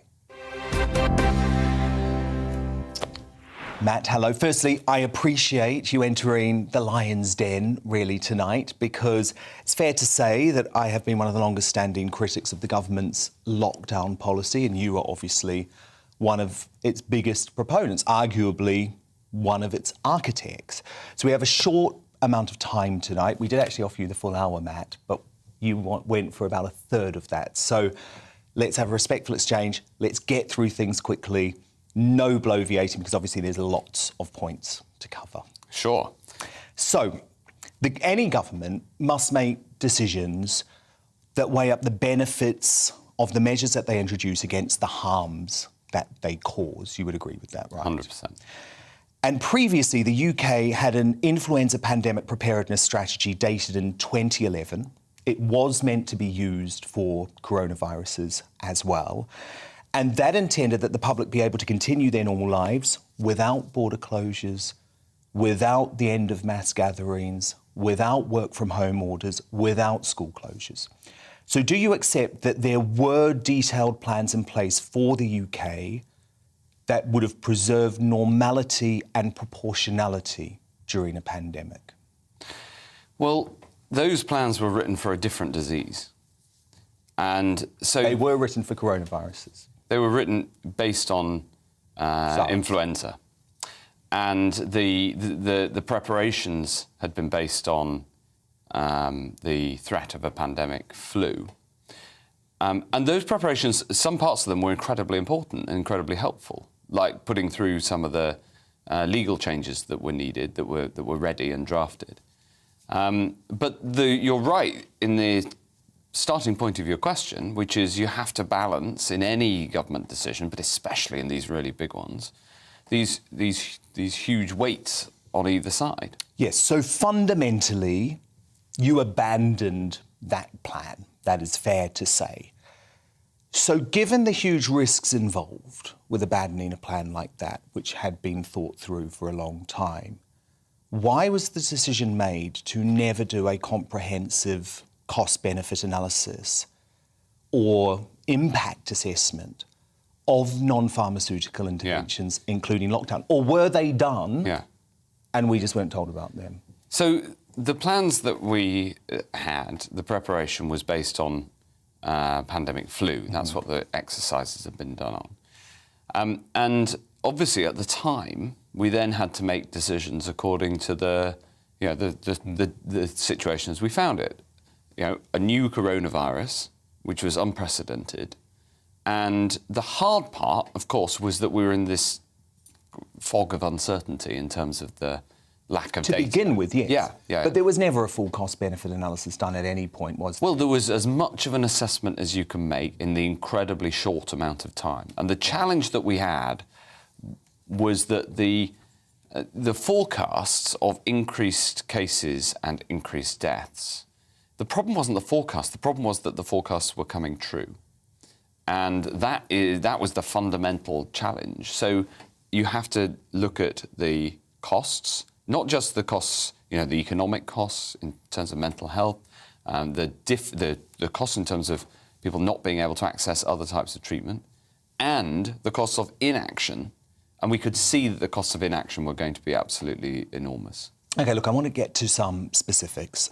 Did you sign off the order from the NHS CEO to discharge elderly patients from hospital back into care homes without testing them in March 2020? Well, in March 2020, we didn't have the tests that we needed. We didn't have a testing regime. That's one of the lessons of the pandemic. We didn't have a testing regime at any scale. But what we did... At what time do you say you didn't have enough tests? Well, at that time, I mean... Because between the 17th of March and the 15th of April, about 25,000 people were discharged from hospitals into facilities. That's according to the National Audit Office.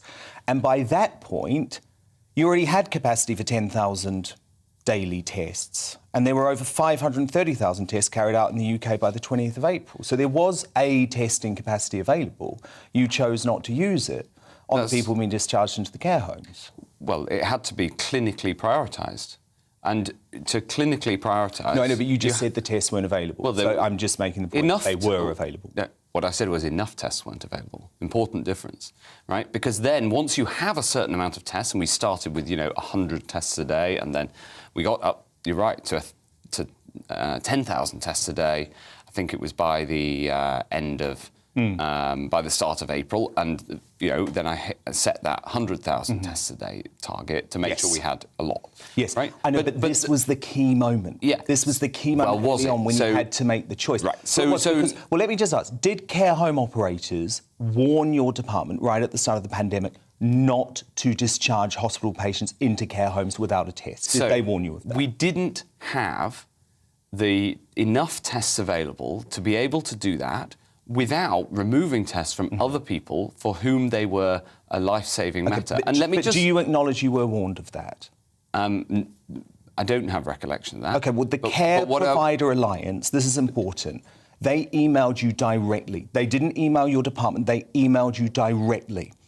And they said all people discharged from hospital to social care settings must be tested before discharge. But the thing is... So did you get that email or not? The thing is that in a situation like a pandemic, right, where you have a limited capacity for testing, and we needed a bigger capacity, and we were building that bigger capacity, you've then got to decide, OK, how do we use these tests? Yes. And you've got to, as the politician in that environment, you've got to follow the clinical advice on what use of tests is most likely to save lives. And then I'll come back to the social care point, because this is really important. There has been an analysis done of how the virus was most likely to get into care homes. And the proportion of infections that got in from discharges, according to the evidence, is around 2%. Because actually, people who work in care homes live in the community. Look, I've heard you make that claim before, Matt. Let me just pick you up on it. This is important. Well, I know what you... It's the 2021... I say the facts, it's just the published facts. It's a 2021 Public Health England report, right? That's where it comes from. But that data has been dismissed by care operators because they point out that only some people were being tested. So it's actually impossible to know. Take Vic Rayner, Chief Executive of the National Care Forum, that says the data behind that analysis was fundamentally flawed. And there are others who say that you're actually trying to rewrite an element of history to suit a current narrative. On the contrary, what I'm trying to do here, and this is really important... And actually, but how could you know if they weren't tested? You must understand that point. So, hence, that analysis was done by testing samples and trying to find what the best estimate of the truth, and get to the bottom of what are the facts. Okay. And this is one of the reasons I've come on the programme. I think it's really important that we learn these lessons. Number one lesson is have and maintain a big testing capacity, right? Absolutely. We didn't have that when I was in the hot seat, but hopefully next time, that will be there and ready. But we've got to get to the evidence-based facts in order to learn the right lessons. Because actually, there's another big... What happened in care homes was incredibly important, and so I know, and so I was about to... actually, there's a really big other thing that happened that doesn't get this sort of scrutiny in that space, which is that over the summer of 2020, we put in place a rule to say people shouldn't, staff shouldn't move from one care home to another. Actually, that is the thing that is credited by the analysis as making sure that we had much better performance, frankly, in care homes in the. But it was these, and I understand that, and you did make that decision later on. I get that, but so far we've been talking about sending COVID-positive patients coming from hospital. Right? No, that's what the discussion is about. No, that's not true. We're talking about sending people from hospital, and they were sent. But some were COVID positive and they were not tested. And they were all isolated. They were all treated as if they might have the disease. So, and actually, although care home providers described the isolation plan as laughable. I will, and I'll give you this other, case in this argument, which is that the increase in infections that we saw in care homes happened later than after, significantly after.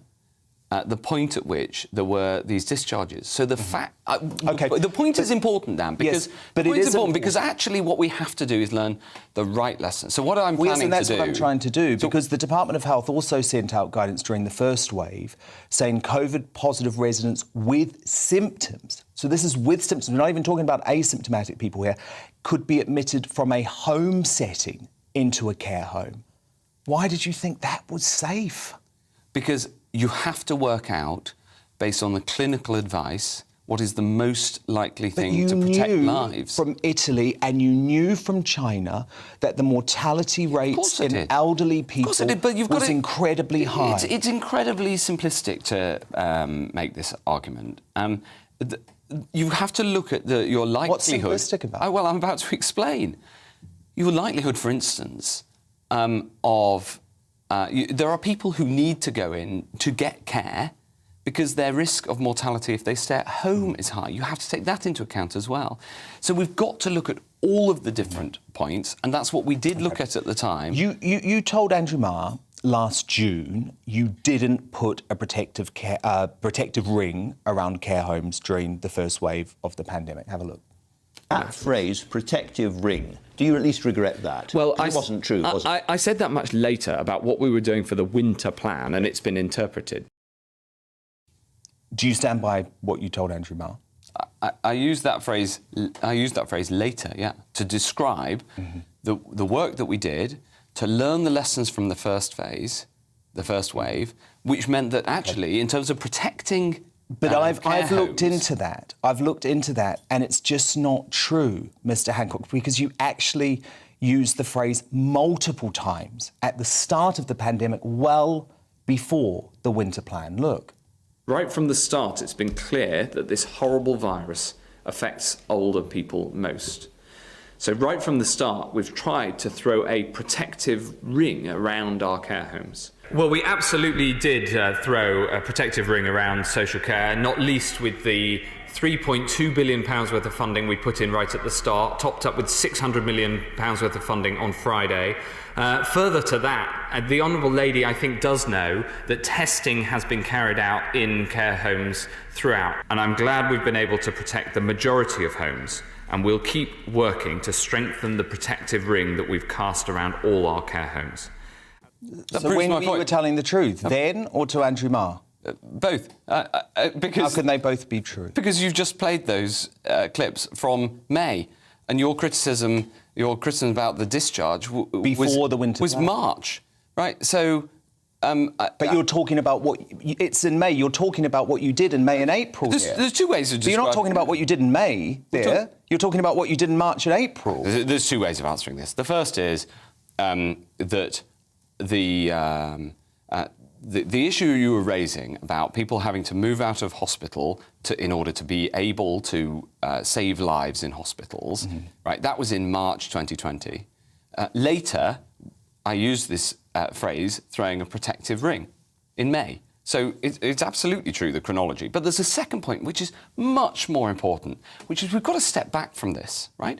We've got to step back from looking at picking out individual points. We've got to ask the question, how do we make sure we're better prepared next time? No, I get that. I get that. So but I want to talk about some of the individual points, because then we paint a picture. No, you've gone into specific and individual points. But there's a reason I want to say this. There's a reason I want to say this, because I think it's very important that that especially given the role that I had, that I both answer these questions, but also set out the whole piece. Of course. So I'm writing a book about the experience, what it looked like from being Health Secretary, what actually happened at the time. Make sure that we set the whole set of details out, and absolutely to cover, important questions like this that you're raising, but also the broad piece. Because you've got to indeed. Look and look, we're going to do some big picture, but the specifics are important, and I'm coming to why they're so important. Because, of course, at this time, the line of public health messaging, you would say, propaganda, I might say, was protect the NHS. Yes. That's the message you were going out with. Yeah. But do you now concede that the facts show, the statistics show, that the NHS, even at the peak of you discharging patients into care homes, was never at risk of being overwhelmed? So these care home residents actually didn't have to be rushed out, Mr. Hancock? No, that's simply not true. OK, so the peak COVID day was the 12th of April 2020. There were 17,152 inpatients that day. Figures from the National NHS Operational Dashboard, which have recently been confirmed by the NHS to the Sunday Times, shows that 40.9% of NHS general acute beds were unoccupied as of that weekend. Yeah, so firstly, obviously it's not even close to being overwhelmed. Well, if you let me answer the question, firstly, it's obviously not true, and anybody who was there knows that it wasn't true. These statistics are wrong? Well, I guess you didn't go to a hospital. No, I didn't. No, right. So, but I'm using this on the stats. So let me explain the stats. COVID is a disease largely that affects people when they end up in hospital because it affects their lungs. So you ended up with a huge amount of people essentially with broadly the same condition, as opposed to the general beds, and we didn't want people to be catching COVID in hospital either. But you're talking about ventilator beds here? Not just ventilated beds, but even if you weren't on a ventilator, those 17,000 people all basically had the same condition. These are just statistics, Mr. Hancock. On the peak that's COVID the point, and I'm case describing the facts. 42% of ventilator beds were unoccupied, as were 32% of intensive care beds and 44% of general and acute beds. And, of course, the Nightingale units, which you produced at great expense. Incredibly important, Why? They were mothballed. They were never used. Yes, they were used. And if one of your relatives was cared for in a Nightingale hospital, you wouldn't take that dismissive attitude. They were used, albeit in smaller numbers than the capacity, but that's because I wanted a capacity that was bigger than what we had. Of course I did. And the reason for this, let's step back, right? The reason that the NHS was not overwhelmed is because we brought in the measures to control the virus. And the strategy all along... Well, that is disputed. You know that is disputed. It's just a fact, OK? It's science. And you've got to base your analysis on science. And the fact is this... The infection rates were going down before the next lockdown. We had a strategy which was based on protecting the NHS until the vaccine made us safe. And decisions about lockdown before and after vaccines were widely distributed were different and are different, and that's important. I'll take a step back too, and the reason why I've focused so much on this care home situation is because my proposition is that you monumentally botched protecting care homes by sending COVID-positive patients back without testing. That killed tens of thousands of people at the start of the pandemic, and then you felt, as a result, that you had to overcompensate with the protect the NHS message, when, as those statistics show, the NHS was not close to being overwhelmed. Well... Am I wrong? You are wrong. You've got your chronology wrong. You've got your facts wrong, and you've got your science wrong. But other than that, it's quite good. Let's go through those. Every statistic that I've produced is let's go. Yeah, but not in that question that you just asked and the accusation that you made. Okay. So your alternative. Yeah. First off, you said that there was an overreaction in terms of protect the NHS because of what happened in care homes. But the major peak in care homes came later. It came in April, whereas we started talking about protect the NHS earlier in March. But it came in Second, April because that'd been dismissed. Hold on. Second point is that the reason that we had to discharge people was we didn't have the testing enough available because we needed the tests to save lives of people who were in hospital. And we had the arrangements as best as we could in place for isolation. But the third critical point is that the evidence shows that the way that the disease got into care homes was largely from the community, not from those transfers. Okay. All of these points are second order to the fact that, of course, people change their behaviour to reduce social exactly. contact. And you know my position is that you should have trusted the British people to change their behaviour in the way that certain they did somewhat, which is why it started to move, but not enough to I want stop to move the pandemic. On to care homes and show you these pictures of students returning to the school in UK in the COVID era. And, you know what the impact was like for children. And given the impact of school closures on children were predicted and actually predictable, and you've seen from the recent Ofsted report what happened, did you just decide that children should be collateral damage? No. So why did you shut schools?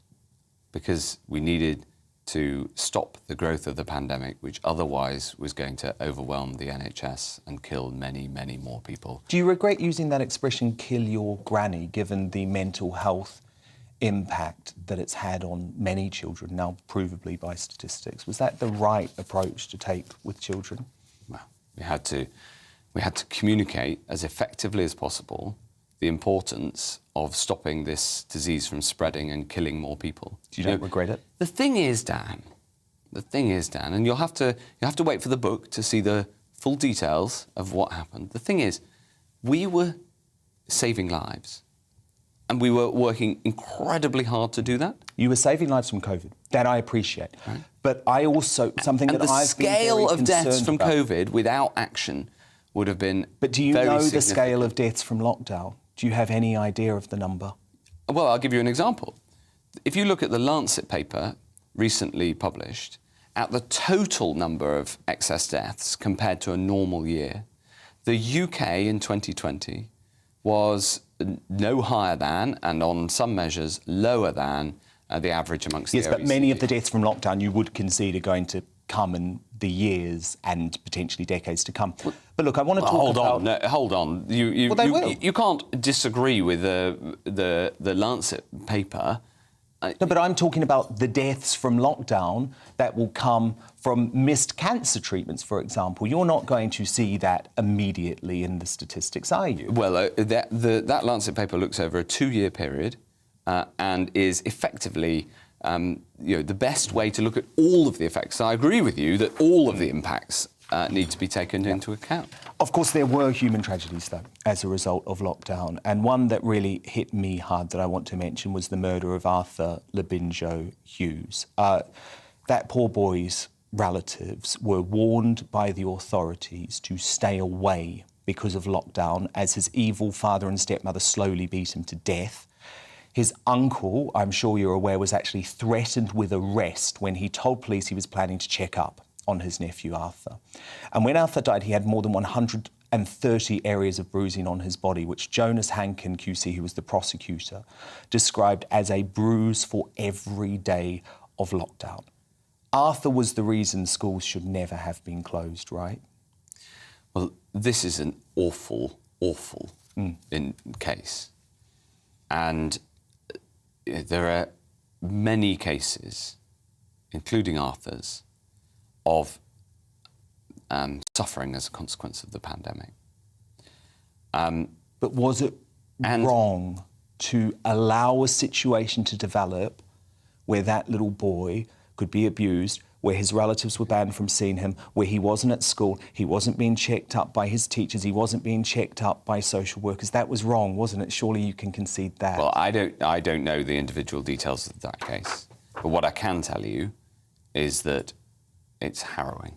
It is.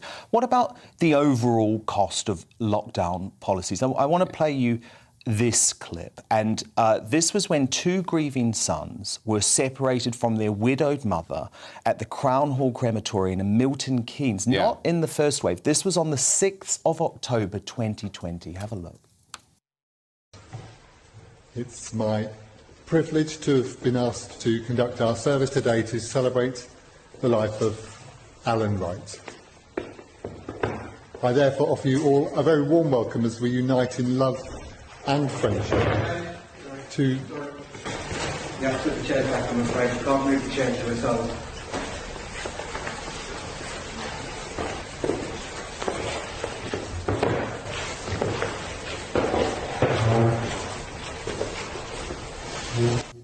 Your policies, Mr. Hancock, caused situations like that, caused grieving folk to miss the final moments of their relatives' lives, caused fathers to miss the birth of their children. Do you accept at all that there was overreach on your part and that form of human suffering was not worth it? What I accept in my response to that is that there's a need in implementation of policies for compassion, and we try to write that in. One of the things I've talked about is that in the first phase, often at funerals, people were not, people felt that they shouldn't or were told that they shouldn't go, even if they were incredibly close. But this was and we changed that. Yeah. So you did see, months on. Of course, you saw consequences like that. But People Dan, are still step being back, locked out step of back. hospitals now. There's a reason that these policies were in place. And the reason is that the scale of the impact in terms of the deaths from letting COVID run without restraint would have been worse. And that is, there's no way, you can't get away from the fact that that's true. The problem is, Mr. Hancock, some people thought that you became too lockdown focused. Now, maybe it's because you were working within the NHS. I just want to ask you about June 2021 specifically, because at that point you were part of this quad, the government quad. So it was Boris, it was Rishi Sunak, it was Michael Gove, and it was you. And there was a meeting to discuss in June 2021 whether lockdown restrictions should be extended, whether Freedom Day, remember that, should be delayed. Now, the Daily Telegraph have revealed that 3 days before this meeting, you came into possession of Public Health England data that revealed really high effectiveness of the vaccines against the Delta variant. Because remember, lots of people were vaccinated by that point. But you didn't share that data in that meeting. And partly as a result of that, lockdown restrictions were extended for another 5 weeks. Is it true that you withheld that information? And if so, why? I don't recognise that at all. I mean, you're multiple sources familiar with the meeting said it was not raised by Mr. Hancock or discussed at all during the talks. The data was also not included in briefing papers given to the Prime Minister, the Chancellor or Michael Gove in advance of the meeting. Well, it sounds like... you'll have to wait for the book on that one, because I don't know anything about it. But what I can... So you're not prepared to say whether you withheld this data or not? I've absolutely no idea about that account. And I certainly didn't withhold data. It was on the front page of the Daily Telegraph, so I imagine you were aware of it. I certainly didn't withhold data. I could be categoric about that. Because Hold on, come on. What happens is you ask questions and I answer them, so I'll carry on. So my approach, right, was to use all the data we possibly could to make decisions. But the critical point about lockdown is that it was necessary until the vaccine could make us safe. It was necessary because otherwise the scale of death would be much greater. 6 months into the vaccine rollout. In this case, this question about, there was no question about withholding data. I've absolutely no idea, but I will look into it for you and make sure that I have a look at that report and try to understand what actually happened and what led to it being written. But these things there was lots and lots of words written about what went on in those meetings, and not all of them were 100% accurate. No, I can imagine. Look, our time is nearly out. There's so much more I could ask you and want to ask you, so you will have to come back when your book is released. But just step back for a moment and look at the consequences of lockdown, because I appreciate what you're saying in terms of COVID. Of course I do. But what I'm not getting is any sense of regret about what the British public were put through at times unnecessarily. Well, the word that I disagree with in your question there is unnecessarily, right? And that's because these were big weights on both sides of the scales, and they were big judgments. And I always was cognizant of the impact of the decisions that we were taking, but I was also acutely aware of the huge damage that would have come. So no regrets at all? That's not quite what I said. But what I say is that I understood that there were impacts on both sides, absolutely. And the goal was to get the right balanced outcome. And especially before the vaccine, we knew that if you didn't have measures in place, then the impact would have been very terrible indeed. Matt Hancock, I very much appreciate you giving evidence to the lockdown inquiry, and do come back when the book is out. Now, coming up, is it fair for Russia and Belarusian players to be banned from Wimbledon? We'll take a look at that story and more as I reveal today's greatest Briton and Union Jackass from my panel's nominations straight after the break. But first, a look ahead to part 2 of my exclusive interview with Culture Secretary Nadine Dorries right here tomorrow night. It's the mainstream media's worst nightmare. Dan Wootton meets Nadine Dorries, nemesis of the BBC and slayer of groupthink. The Prime Minister's biggest champion, who's become the ultimate lefty punching bag. Arguably the only politician brave enough to do what's necessary to save Britain from biased broadcasters. The no-holds-barred interview with the Culture Secretary we've been waiting for. Coming up on Dan Wootton Tonight, Monday to Thursday, 9 p.m. to 11 p.m. on GB News.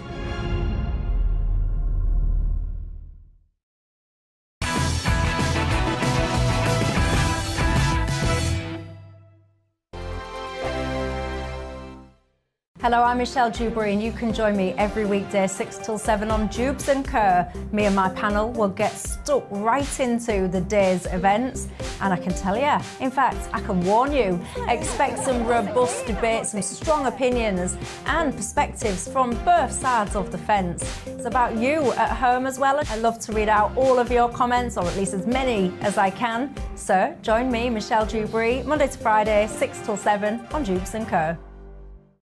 On radio, they call it the drive time slot, 4 p.m. until 6 p.m. as listeners head home. It's that part of the schedule when the dust of the day's events begin to clarify, and we try to make sense of it for you. Brazier is drive time for radio and TV. It's fast, it's punchy, it's opinionated, there's a Brazier angle and a little bit of levity. That's the question. That's 2 questions, actually. That's Brazier, Monday to Thursday, 4 till 6 on GB News. Hello, I'm Patrick Christie's. And I'm Mercy Moroki. Make sure that you join us Monday to Thursday, 10 a.m. until midday, right here on GB News for To The Point. We're not afraid to talk about the topics that matter to you, or the big topics that always matter. We cover absolutely everything, from the breaking political stories of the day to law and order, what's going on in the channel. We're not afraid to hold people to account. We always make sure we include your views on our show. Indeed, if you're thinking it, you can guarantee that we're saying it. So make sure you join the conversation with us, 10 a.m. until midday, Monday to Thursday, for To The Point on GB News. I'm Dan Wootton. Join me Monday to Thursday from 9 to 11 for the feistiest and most fun news debate on TV, where free speech reigns. I'll bring you a sharp take on the day's biggest stories, bombshell newsmaker interviews, and A-list guests.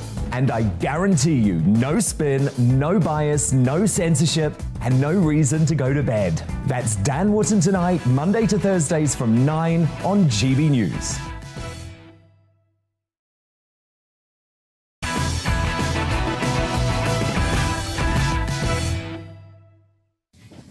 Welcome back. Time now to reveal today's greatest Briton and Union Jackass. OK, Emily Carver, your nomination. Maya Forstatter. She's the great sex-based rights woman. John. Ian Hewitt. And he's the Wimbledon chairman, of course, who announced Russian players would be banned. And Narinda, your nominee. Tom Parker.